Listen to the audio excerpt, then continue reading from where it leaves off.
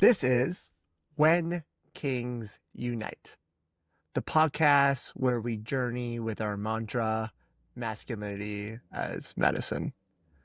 In this episode, we're going to crack open the heart of vulnerability, not as weakness, but as power.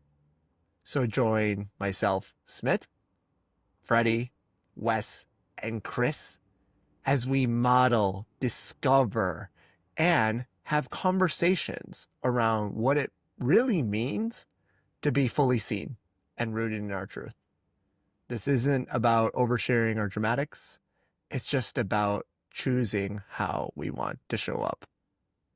And this is where the healing begins. Are you ready? Let's drop in.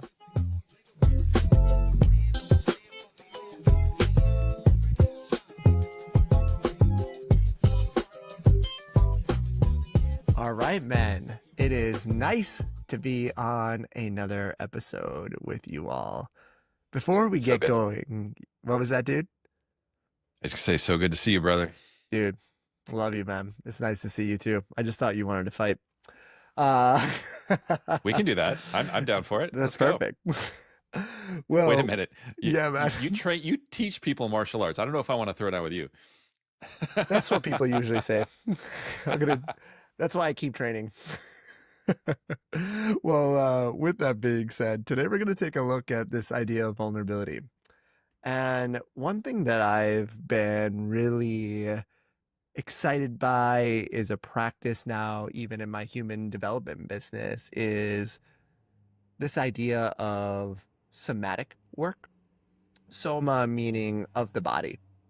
And typically, when I was really taking a look at like how vulnerability usually goes for people, I think the normal cadence is that people start to think about just their thoughts or how they express it. But also another way of expressing it and how it lives inside of us is our bodies. So for all the viewers and for all of us on the call right now, let's just take a moment. Close your eyes if you want to, if it serves you, and just take inventory.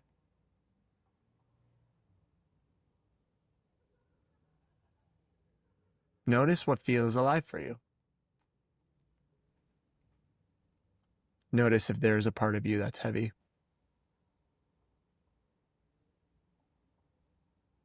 That's filled with joy.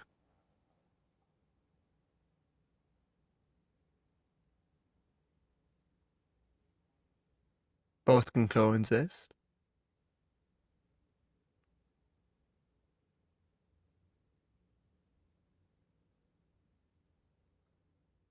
And as a means of tapping into our vulnerability, let's check in right now. What's one word that describes how you're dropping in right now? Appreciate you leading us in that. In dropping in more, the word coming to mind is fluidity. For me, yeah, thank you so much. For me, the word is tension.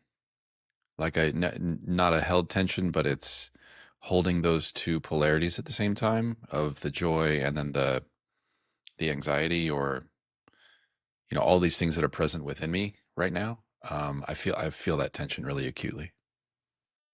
I am dropping in feeling full. Thank you for that, Smit. That was beautiful.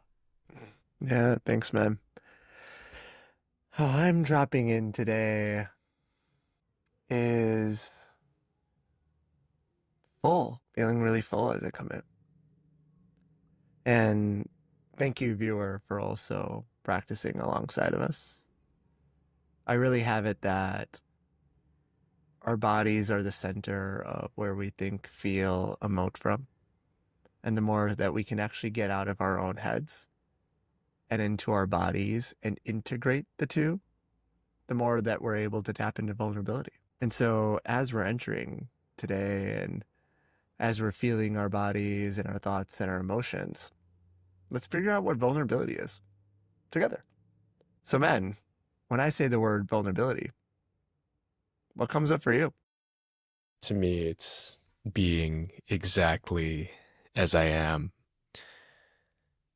This idea of, I guess, the opposite of vulnerability is being armored, trying to protect something that I'm scared other people might see or anything like that. And vulnerability, it can be associated with weakness, but it's to me it's also this like, hey, I'm dropping my defenses. Try and fuck with me if you want to. I'm good where I'm at. Thanks, dude. That was awesome. Who else? Yeah, for me, vulnerability carries with it this sense of the possibility of harm or damage. Like there's a risk involved in in being vulnerable. That's the reason for the armor that Wes talked about, right? Is to try to protect or keep ourselves from getting hurt. Might not feel safe. And so for me, when I'm feeling as if I'm in a vulnerable situation or feeling um, it is that sense of risk or unsafety, and choosing to step forward into that vulnerability and to be courageous in that um, is a learned practice for me. Like it's something that I would avoid for a long, long time, many years of my life. Would I avoid stepping forward courageously into the risky space? Um, because I just wasn't willing to face that, you know, my own vulnerability head on. And so for me, it's a practice, man. Like I've been working on it. I've been trying to live it and trying to be it and to embrace the power of vulnerability in the past several years, and it's really benefited me. Yeah, Chris, thank you for sharing that. I echo the word that initially came up for me around vulnerability is risk. The risk of allowing myself, permitting myself to be fully seen, all parts of me, the light and the dark. And then the other word that came up for me around vulnerability is intimacy. Um, and we've talked about it in previous episodes, not only into me see, but also into messy. It's my willingness and courage and bravery to allow my mess to be seen. That is, there's the inherent risk. What happens when I allow people to see the light and the dark? You know, the cleanliness and the messiness. So that's what comes up for me initially when I think of vulnerability. Yeah, guys. Like seriously, that in itself, like I believe is how a lot of people in the world experience vulnerability or like want to experience vulnerability. And for me, like vulnerability is just showing up fully as me. Regardless of the circumstance, I get to actually show it with my truest and most authentic versions of myself, all the parts of myself. And as we were talking about in the last episode, there's so much conditioning that happens. And so the idea or the definition around vulnerability sometimes can get conflated. And I think there's such a powerful opportunity for us to actually debunk some of the myths here. Like, what are some myths actually that we've learned about vulnerability that we have found not exactly to be true 100% of the time? And to kick it off here, one of the myths that I have around vulnerability is that I'll be too much. Other people can't hold me. It can be true sometimes, but it's not always the case. And when I lean into, oh man, I'm just going to be too much, it has me not sharing my feelings, my emotions, and then it has me not sharing all parts of myself. And I know, as you guys know, there's so many more myths. There's so many ways that we have learned around this idea of vulnerability that may not actually be true 100% of the time. So, what is that for you? I know one thing for me, and this continues the concept of risk, is that if I am vulnerable and allow, especially my messy parts, to be seen, at some point, that's going to be weaponized against me. Somebody's gonna, use that information and that data to hold it over me, to lord it over me, to use it against me in some way at some point in the future. And that is going to absolutely wreck me and destroy me. And so having that narrative playing in the background or underneath the surface will sometimes keep me from permitting myself to be vulnerable. Because if I feel any sense of rejection or abandonment, that, just kind of tied into our last conversation around worthiness, it's going to in somehow impact my sense of worthiness or my dignity. And so to keep that from happening, I would, sometimes I would just rather not be vulnerable and not share and not show up as my whole and full self. Yeah, I totally can vibe with what you're saying, Freddie. But I feel very much the same. And interestingly, Smith, I hold kind of an inverse myth to you. Your core fear behind vulnerability being too much, for mine is not being enough, right? That if I let people actually see all of me, that I'm not going to measure up, that I won't be everything that I should be, or that they think I should be, or in some way insufficient. And so that has me in the opposite of vulnerability, that has me putting on the armor in performance, playing the roles, like playing pretend on the outside, and not really being real. And that really so quickly takes me out of integrity, to where I'm not actually being authentic with the people around me. Yeah, that's the biggest myth that I hold around vulnerability, is that if people actually see me, won't be enough. They won't like me, and then I'll be rejected, and I won't get love. Yeah, really appreciate y'all modeling the vulnerability as we're talking about it. And mine is more aligned with Smith's, of like, it'll be too much. Like, oh, here's like, yeah, there's some story in my head of like, oh, here's Wes going through some other shit again. So like now I think it's being a burden. Like I'm burdening other people with my problems, my vulnerability. So like might as well just hold it all myself. Yeah, really appreciate y'all sharing your really lived experience around it.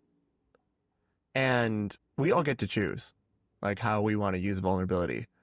For any of us, we can all just say, fuck it. We don't want to be vulnerable, right? Anybody listening can do that as well. And there is always going to be an impact, costs and benefits, always. So, yeah, sometimes vulnerability can be hard. I think we all can agree upon that. So, what's the point? Like, why be vulnerable? There's this fear that's lingering. We may not be enough, or too much, or too little. People might weaponize it. So, what's the point? For me, it's man, it's access to love. Like when I'm wearing this huge suit of armor, I can't give someone a hug. This armor's in the way, you know? Um, to really connect with people, to really build intimacy and to build real relationship with people, and not be so fucking alone on this planet. That's the payoff for me. That's why I saw the need to choose to shift out of that previous mindset, to try to embrace vulnerability, because I was tired of being fucking alone. In every relationship that I was in, even my closest ones, I felt so alone. Like I was just by myself because I wouldn't let anyone in. I was tired of that. I'm still tired of that. And yeah, that's access to love. That's what I want for myself in my life, and that's how I have. That's the only way to do it, is to be vulnerable and let people see me, and run the risk of them holding whatever judgment they're going to hold. And I know it's a them problem intellectually. And then, as you said, somatically, it's like there's that conditioned kind of thing, like, oh shit, someone's rejecting me. Someone doesn't like me. Someone doesn't love me. And learning to be okay with that. And having the courage to be okay with that, and not let it stop me from just being me and being vulnerable. Thank you for that, Chris. I, I'm thinking of yet another Brene Brown quote. She's the queen of vulnerability conversations, all things vulnerability. Um, but she said once, vulnerability is not weakness, but our most accurate measure of courage. So I think of vulnerability as our opportunities, beautiful opportunities to embody courage. And vulnerability is inherently uncomfortable. Like there's a discomfort that's there. And the the opposite of courage is comfort. Courage and comfort can't occupy the same space, right? When we call forth courage, what shows up is discomfort because how else will we test our courage?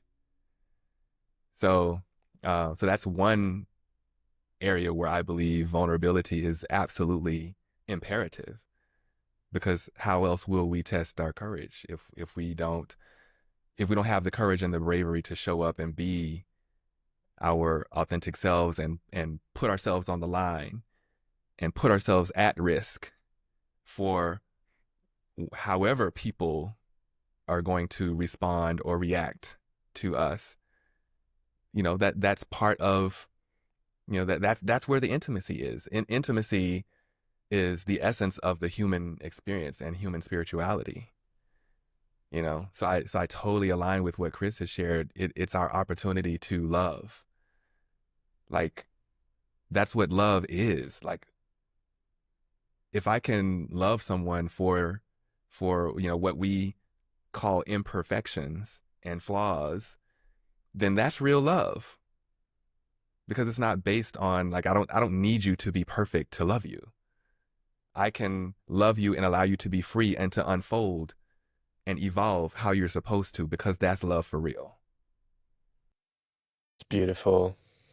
Yeah, I was thinking, I've been kind of thinking of this idea, but especially today, where like people have often told me, like, "Oh, I really deeply relate to you. I really like resonate with your experience," and like, I don't think I'm actually like more relatable than like anybody else. I think I'm just vulnerable, and of course, people see themselves in me because like we're all the fucking same. Like we're all experiencing the same colors in slightly different shades, and we're all just navigating the human experience. So like vulnerability allows us to see each other and build those bonds, feel that love, those kinds of relationships that can last a lifetime. Yeah, and I love that it's not despite the imperfections, despite the flaws. Sometimes it's because of the flaws and the imperfections that draws people in, right? That's what's relatable because we all got our shit, you know? And so being able for someone who's willing, like you, Wes, you're a beautiful and powerful example of that in masculine vulnerability in my experience of you. Someone who's willing to do that and to say, hey, look, this is me, this is all of me, warts and all. I can identify with that because I know I got my own, right? I'm like, wow, you're a lot like me. In all the ways we might be different, we're so very similar. Can't help but think of a lyric from one of my favorite songs. It's a powerful, powerful song about love. It says, "And know that your scars are my favorite part." Right. So being willing to kind of show the scars and to show the flaws and the warts, man, it's so connecting. Love that. Thank you. And there's a freedom inherent in vulnerability as well. Like when we can show up with each other in all of our mess and let our bellies out and just let it hang out, and then we can look at each other and say, "Oh, you got one too." Like that's weird. That's real connection. Yeah. I'm as I'm listening to you guys talk about it, I'm just like remembering all the times in my life where I've had a moment with somebody or like a group of people. I'm like, Oh, wait, you experienced that too? And logically, I know it, but to feel it is a totally different thing. To feel it in my body is a totally different thing. And those moments are like some of the most special moments in my life because I actually get to see someone for them exactly as is. They don't need to be fixed, and I can just love them. And I also equally love it when I get to get the same thing moving straight back. So I'm wondering for like all of us, when we are faced up against those risks, the judgments, the fears, the concerns, the complaints that are we're creating ourselves or other people may be putting on us, what should we do about it? Like, and I'm actually taking a look at it as like we're all in our own process. I know there's times where I kind of let those scary stories win, and I'm not committed to that, but I get to keep choosing, right? The level of vulnerability and the experience that I want. So how do we keep choosing vulnerability? I'm super clear that like I want to do it, and it gets hard sometimes. For me, and this has been one of the most challenging practices of my life, and the most challenging like muscles to continually exercise is idgaf. I don't give a fuck. Just I just don't give a fuck. I don't give a fuck what anybody else has to say about me. And I know that it's something that, is easily said, maybe easier said than done in many cases. And in the moments when I allow myself to flex that idgaf muscle, it feels so good. It feels so good. It feels so freeing and liberating to not be held hostage by the potential of any kind of judgments or assessments. Um, I had a situation recently with and it comes from people who we love the most. Like I had a mentor recently share an assessment that she had about me and how I show up on social media.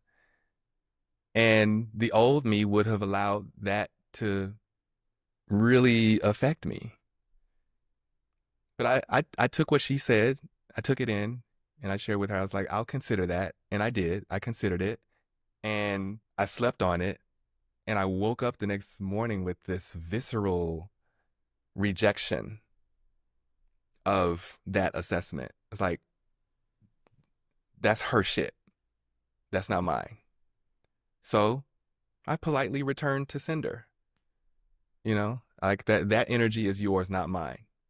I'm going to continue to show up how I feel best to show up because that's my agency. That's my sense of worthiness. That's my dignity. So yeah, that's it gaff. It gaff, man. I don't give a fuck. That's nice. Thanks, dude.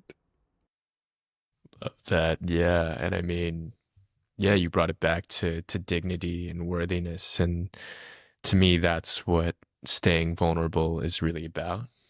Or even, yeah, not giving a fuck. It's like not giving a fuck about what other people think really means giving the most fucks about what you think. Like, what do I really think about myself? How do I see myself and love myself? Because if I see myself in my power, who I really am, and love that, then yeah, I'm going to keep showing up exactly as I am, being vulnerable, even if there seems like there's signals out there that I shouldn't, that it's not safe. Like, as Smit said, I think in last episode, like I create my own safety and I get to be that for myself. Yeah, I love what's been brought in so far, and I would add for me, it's also about um, the accumulation of evidence, right? And that concept of safety is we have I won't say I'm put it on anyone else. I'll say I have these stories in my head of if then, right? If I do this, then this is what's going to happen. Um, and it's just stories. It's fear-based, right? It's risk averse, it's avoidant, it's all those things. And so intentionally choosing something that's relatively low impact to take a risk. Like that's how I chose and continue to choose to get started. Right? Oh, here's a thing that even if I'm wrong, the actual impact won't be that bad. It's not like I'm going to bare my soul, all my deepest, darkest, dirtiest secrets to my boss at work, for example, something like that. But just to find a place where I could practice vulnerability and build that muscle that Freddie talked about, right? Because you have to accumulate. For me, I have to accumulate that evidence and say, okay, this is actually not just a safe, but a powerful and empowering practice to take on. And then over time, I could just kind of ratchet up the needle a little bit and move the liver a little bit and say, okay, that went okay. I'm building this evidence that actually I didn't die when I did that, when I was vulnerable. That wasn't the day that I died. And okay, well, let's try it a little bit more, right? So you can get a little bit more and more and lean heavier and heavier into this practice of vulnerability. And guess what? I haven't died yet. Well, thank goodness, dude. I was worried for a second. Look, I might be old, but I ain't dead. Yeah, maybe we should start calling you a crazy old man or something. I don't know. But yeah, just don't call me crazy. Old, yeah. I'll take. So I think this is a really important topic, and truly everybody gets to decide if they want to lean into vulnerability or not. One is not bad, right, wrong, good, otherwise. The whole point of this is having a conversation to be like, huh, that raised up something for me. Did I get activated? Did I question that? Did I throw up a whole wall to it? Did I get excited about that? And then we actually get to get curious. We get to go in deeper. We get to go in deeper if we want to. And the thing that I would have anybody consider if they're looking at this idea of vulnerability is that anything that could take you away from it might just be that you're scared. It might just be that you're scared of getting hurt, scared of not receiving enough, scared of being too much, right? All the things that we've already talked about a couple of times here. And the other way is possibly the truest version of yourself. And you get to decide. Would you like to show up scared? Or would you like to show up as your real self? And again, by no means do you have to always show up vulnerably. But Chris, I think the thing that you raised up is such an important thing to talk about is great. You're excited. You're ready to be vulnerable. How the fuck do you start practicing it? Like, it seems cool, right? Like, that seems exciting, but how do we actually go about doing this in a way that can also honor ourselves? We can totally jump right in, which is a great way to do it. And we can also take it step by step, but we get to decide. So from everybody's experience here, what are a few ways that all of us can actually start to lean into more vulnerability everywhere? Well, what comes up for me is, and I was thinking about this particular word when Chris was sharing, and it's one that, if I can vulnerably share, has been another challenge for me, in addition to flexing the id-gaf muscle, is trust, self-trust, remembering to trust myself that when I am vulnerable and when I do show up fully in any space, no matter how anyone reacts or responds to me, I'm not going to die. I will be okay. And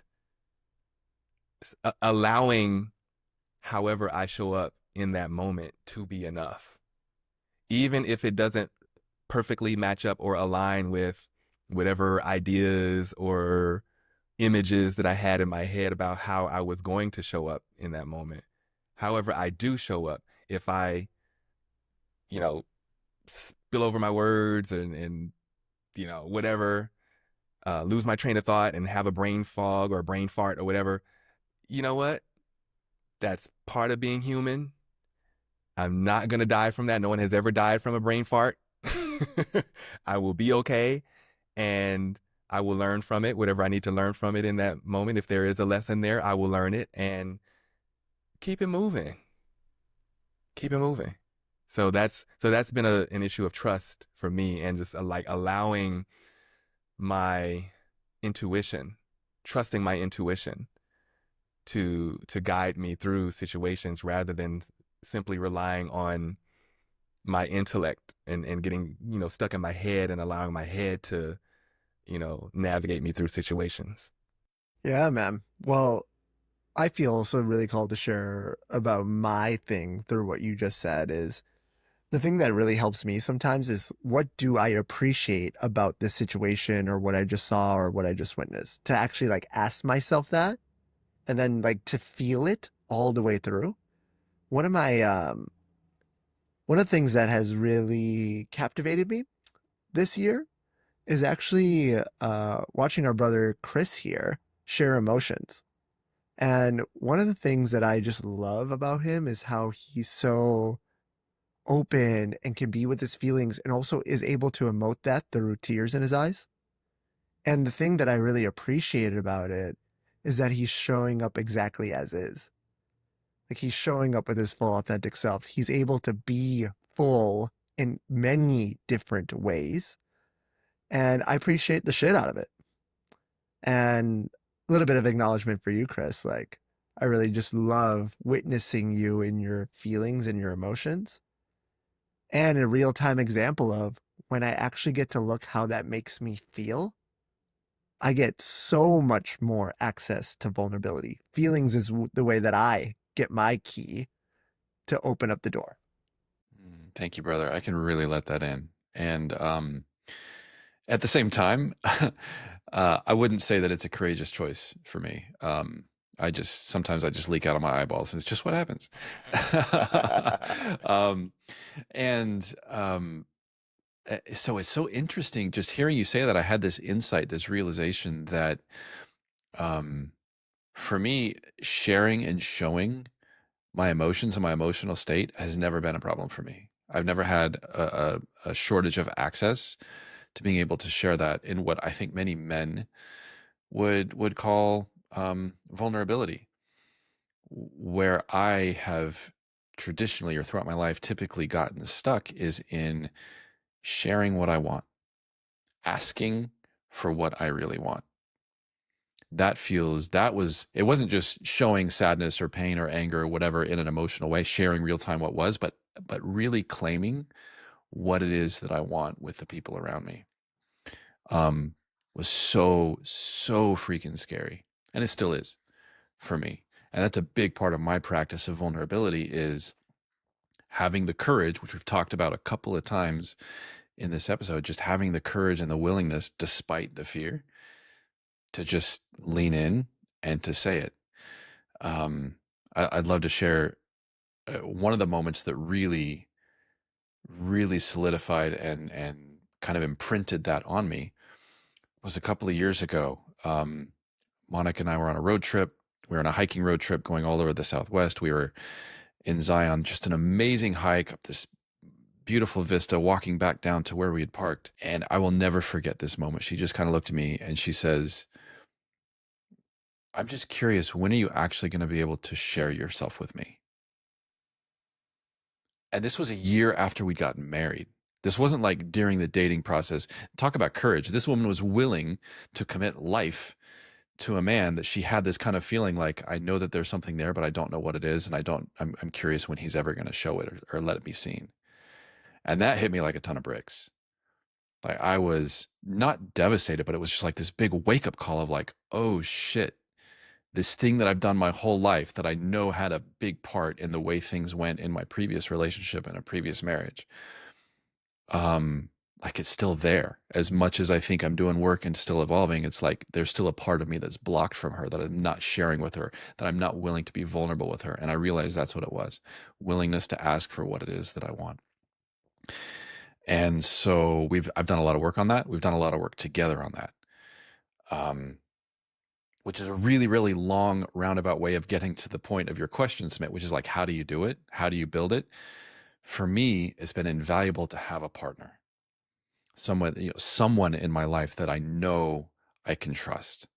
As Freddy said, trust. Someone that I know will always be there and have my back, that I can start to crack open the lid of this box and pull out things that are inside and show these things. Hey, this is a thought or a desire or a want that I've never expressed. Do you still love me? Right? And the answer has always consistently been yes, because I chose a really, just such an amazing partner in that exercise. But yeah, so again, to answer your question, it's not something that's done solo. You can't be, I guess you can be vulnerable with yourself, but it's really the practice of being with other people in a vulnerable state, or in a vulnerable way or fashion. And for me, it's really been finding that right person to practice with. And then it expands from there. Then I find myself showing up much more openly and much more expressively, with you all, right? With other men groups that I'm associated with everyone in my life. It just kind of grows outwardly from there, just from having, the courage to start with my safe person in a safe place. Really beautiful share, Chris. Yeah. That resonates really deeply with me of like the way I grew up.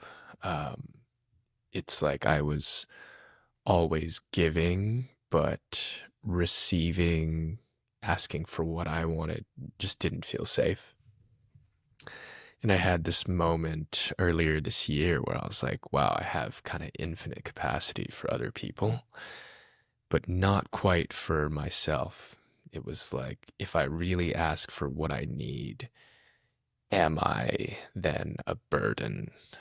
Do I have to keep up this role of like only ever giving so that people will find value from being with me? And yeah, it's become in many ways like this really crippling weight that I'm really realizing more and more like, oh, right, like people love me for who I am and not just what I provide. And that allows me to continue showing up and being vulnerable. Yeah. I thank you for that, Wes. Um, and thank you, Chris, as well, for your share. Um, I feel compelled to also drop into the space since we're talking about the how to be vulnerable. I am a firm believer that one of the most vulnerable and intimate things we will ever do in life is learn. To admit that there is something that I don't know is vulnerable. It's one of the most vulnerable things we can admit to ourselves or to anyone else. That hey, here's this new information that I get to learn about something or someone, maybe even myself. How vulnerable is that? You know? So I just wanted to drop that in as well, that learning, positioning ourselves to learn, granting someone, a mentor, a parent, a friend, whoever it is, a boss, granting someone the permission to teach us something. That is vulnerable. Especially for men. Especially for men. Especially Yeah. for men, right? Where excellence and expertise and knowledge is what's celebrated in the zeitgeist. That's the mythology of it, right? Is that we know it all. We've got all the answers. And the truth is we don't. And so many men, myself included, go through life for so long, making it all up, pretending like we know, Yeah. because we're expected to know. And if I vulnerably admit that I don't know and I need to learn something, that's a failure. I'm not a man. Yeah. Because we're programmed with knowledge is power. Knowledge is power. It's like, no, knowledge is potential. What we embody, what we practice, that's power. Hell yeah. Yeah, this is such a beautiful conversation. Like, to understand how this lives, breathes, like moves throughout us, society, like that's already powerful, right? In itself. And I think we've done such a great job of intellectualizing this. And I think there's an opportunity also for us to go a little bit deeper here. And so we're going to change it up on this podcast today. We've been recently introducing experiences where we get to hold space for each other, play games. And honestly, how it occurs for most men, as it's been entertained so far, is like we're always in our heads. And that's not necessarily vulnerable. We actually get to live it through our bodies and find how to integrate the two. And it is a process. And being vulnerable is a process. Being vulnerable is not showing up as perfect. It's showing up as is, even when it's messy. And a lot of it is an inside job before it's an outside job. So we're going to have an experience together and we're going to connect with our bodies. And then we get to bring it back to our minds and we get to see what is shifted when we get to do that. So take note of the energy right now. How does it feel for you? From the conversations so far, notice how it's left you. If you're excited, if you believe something's wrong, something's missing, whatever it is, all of it's perfect. And see what happens when we and when you get to be more vulnerable with yourself. So let's be vulnerable together. I invite you to close your eyes and just notice.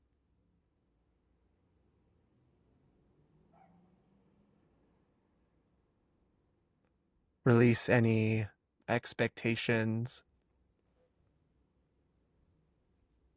Release any way that it has to go.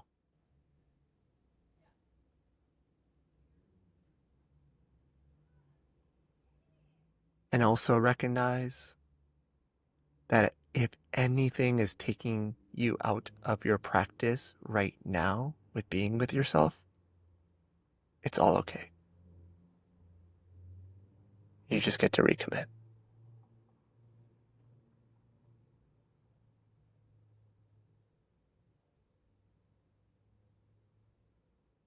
And being with yourself right now, pay attention to your breath.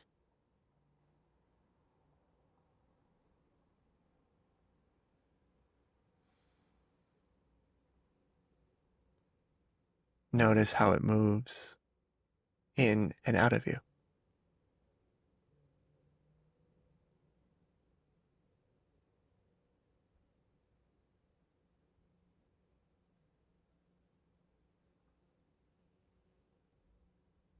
And use your breath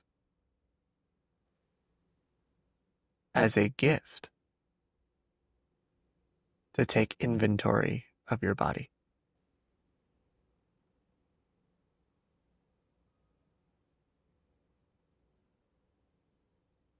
What's tight?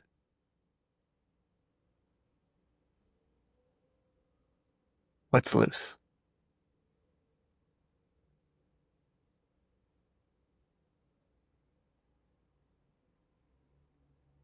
How do you want your body to feel?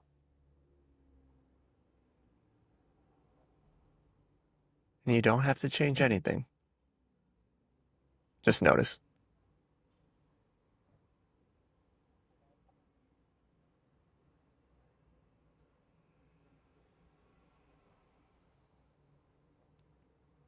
And being with yourself right now,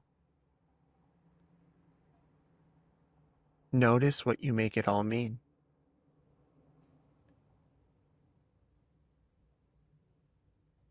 What's the stories that you create because of how it's going on in your body, in your thoughts, in your mind?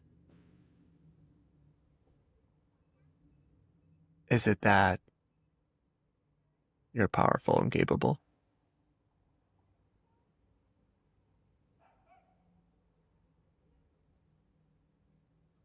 Is it that you may not be enough?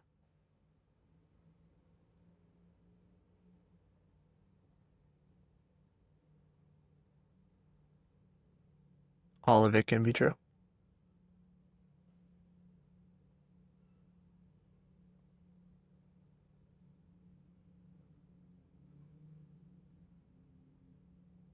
And as you're being with yourself right now, if you are willing and you're ready, allow your breath to expel any of those stories that may not be serving you.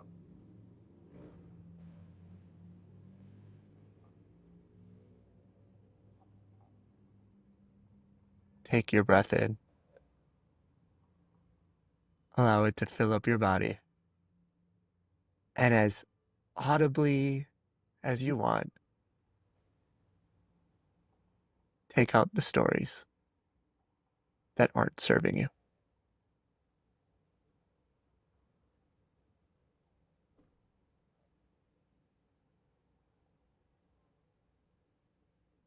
Beautiful.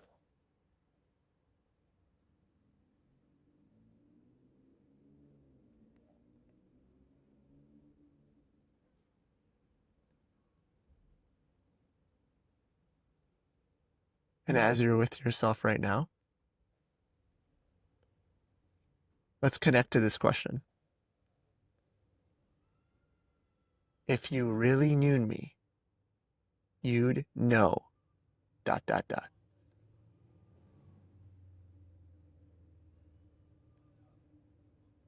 See if you can come up with 1, 2, 3, 4, 5 plus things to be able to share out into the world.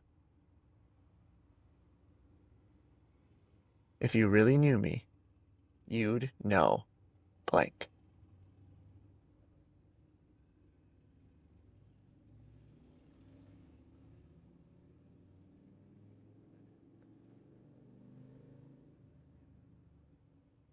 And I invite you to write those things down right now.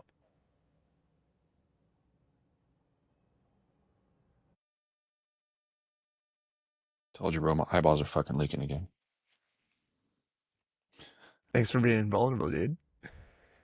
Thanks everybody for your grace with this exercise. If any of you all are willing, let's take turns. No interruptions, just presence, just intimacy, just vulnerability. I love to hear what you all wrote down. I'll share. Where my journey has been taking me is around embodying big energy, iconic energy, high frequency. And what I wrote down is my highest frequency scares me. My big energy scares me. My lion energy scares me. And I'm tired of being scared. That shit is exhausting. And there's this like constant, seemingly endless war, fight, battle within me. And I'm so tired of fighting.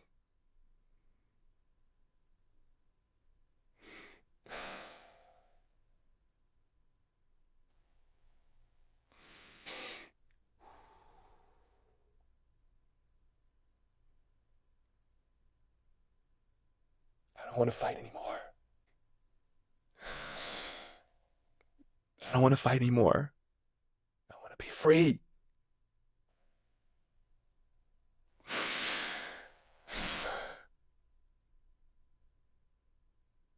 I want to be fucking free.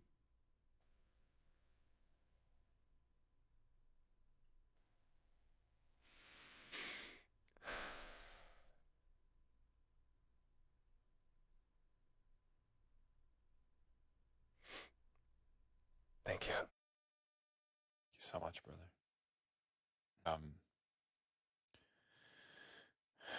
One of the things that I wrote down is I crave connection. It's not something that I want, it's something that I crave. Connection. To be connected to myself and to other people. I'm not sure where that comes from, and I don't know that it matters. It's also the thing that I'm most afraid of asking for. The risk, the potential of being rejected is so scary. Of someone else not wanting to connect as much as I do or in the same way that I do. And underneath that is just the story of what I would make that mean about myself, of my own worthiness and my own enoughness. I'm scared to find the evidence that I'm not enough. So I don't ask for what I want. I'm also a big part of my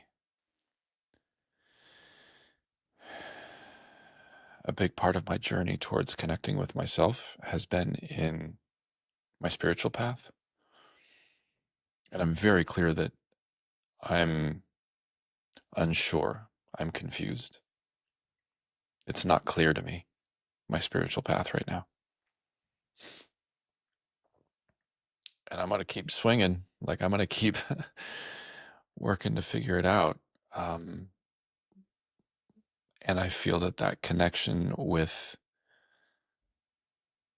spirit, with the divine, with the universe, with God, that is outside of me as well as that part which is inside of me. I'm not as connected as I want to be. And, I'm willing to do the work. I am doing the work. And it's still,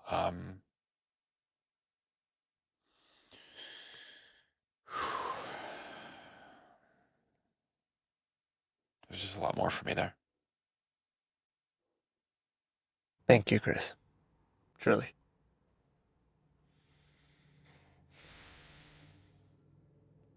If you really knew me,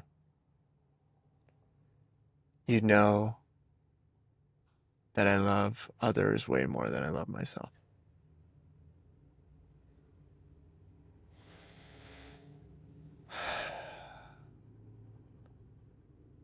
You'd know that I wonder a lot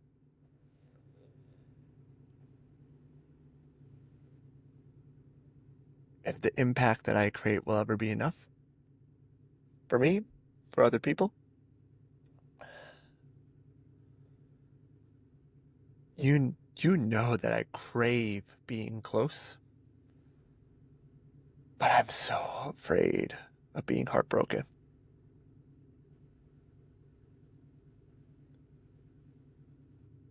You know that I am so afraid of letting somebody down.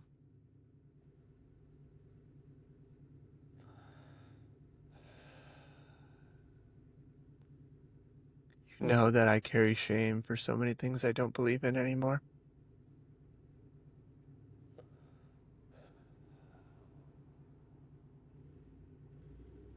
Sometimes you'd know that I just like try to hold it all together. Even when I feel broken.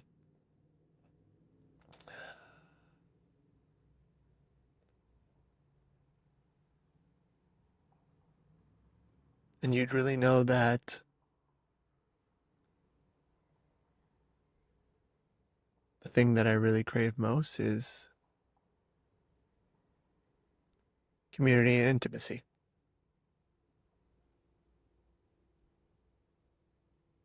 You'd also really know that I'm a crazy ass person.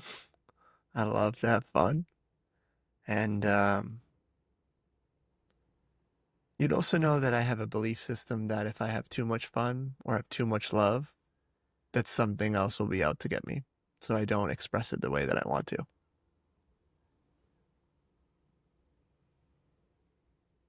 And you'd also know that I would die for you if I loved you.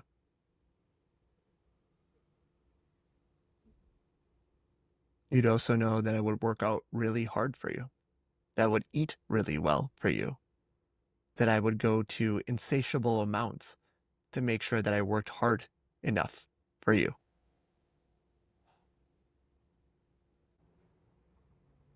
Yeah, thanks. Really beautiful and kind of taking in those last few things, Smit, as a bit of a love letter to yourself and, yeah, mirroring that love back to yourself. If you really knew me, you would know that no matter what, I tend to always feel like I'm failing.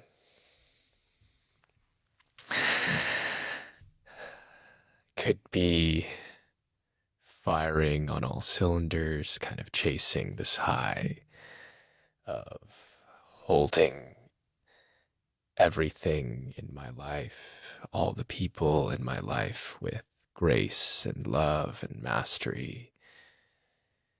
And it never quite feels like enough. It's not true. It often doesn't feel like enough. My ego says it's never enough. And as I mentioned before, like that's been this kind of constant fuel for me of it's worked out reasonably well. Um, it's gotten me some achievements in my life. And I'm pretty fucking over it. It's just not sustainable because it feels like I'm constantly chasing this thing that's like it's like in a fucking cartoon where like they tie like a fishing rod with bait in front of it and some on somebody's head and like they're constantly fucking running after it and they'll never get it. Like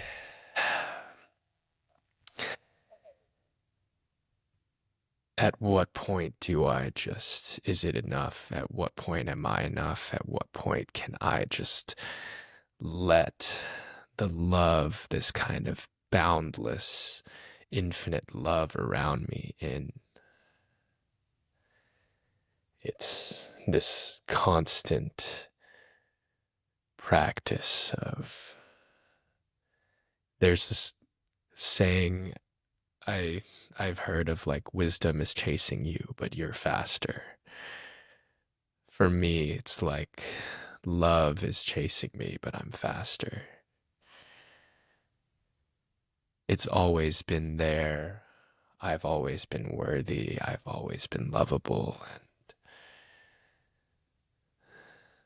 yet I've always been running away from it. And if you really knew me, you would also know my essence of wonder, connection, play, leader, sanctuary. You would know that I love deeply and intensely, would really do anything to show up for the people I love. And I believe that love is always the way. Love will always find a way to win, that the universe itself is love. And in that, I am love. We are all love.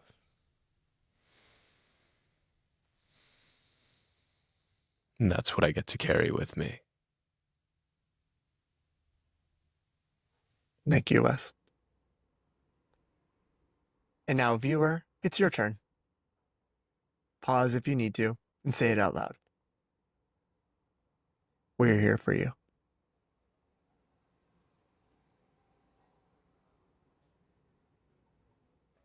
Welcome back.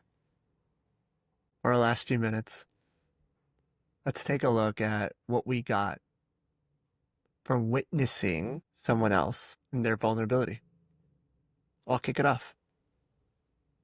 I got connection, spirit. I got fucking excited. I also felt way closer to you all than I have ever in my life. And already, like, I actually feel so close to you. And I was like, holy fuck, I feel closer to you. Like, that's the experience that I got. I also got to feel a lot of remorse, like, for the things you all have been holding. And I also got to see a lot of relatability. I'm like, me too, for everything that you all said. And I also felt the immense amount of love that you all had to be able to share it like this. Yeah, it's I am you and you are me. Like I see so much of myself in each one of you men. And to me that gives like hope. That gives excitement and kind of this positive energy because you're all fucking awesome. And if there's a part of me that's like a part of you, that's a cool thing for me, right? And the courage that you all show in working through all of this stuff, being with it, carrying it, sharing it, um, it's inspiring. Like I want to be like each and every one of you when I grow up.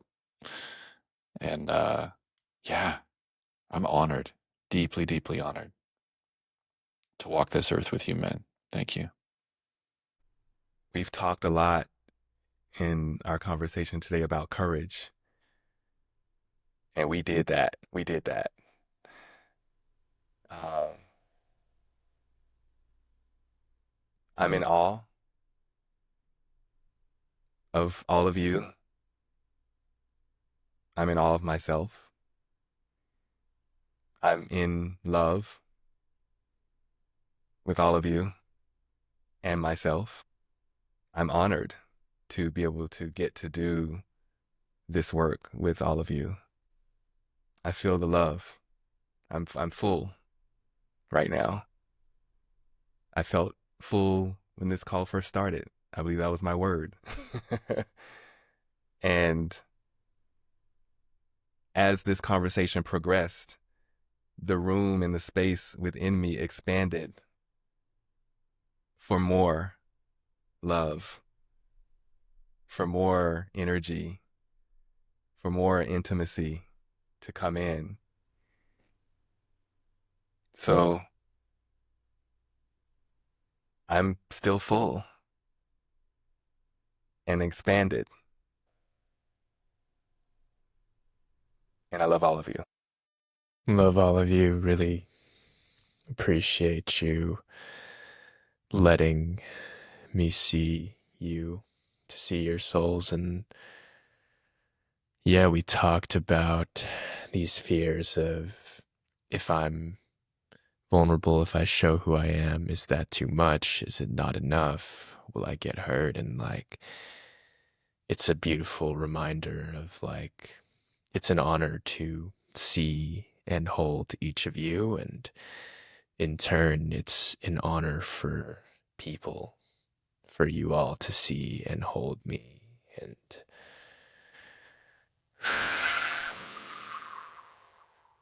that's the thing I'm letting sink in, is I can let myself be held, and that can be a gift to others as well. Thank you all so much.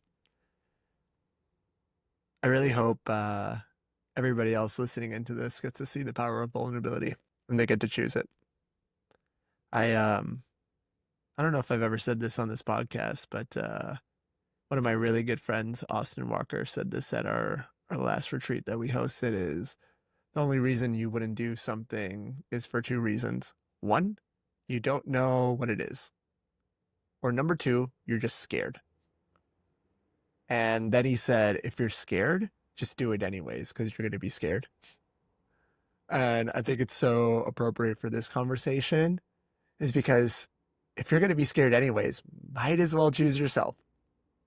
All of yourself. So I love you, Austin, wherever you are. And love you all, Kings. Thank you all for being here and for being in vulnerability together. Just like any good exercise, please make sure every one of us takes good care of ourselves. And we get to see each other again on the next episode. So this concludes When Kings Unite, where we explore masculinity as medicine, and we get to choose the vulnerability that we want to step into. We love you all. We can't wait to see you all soon.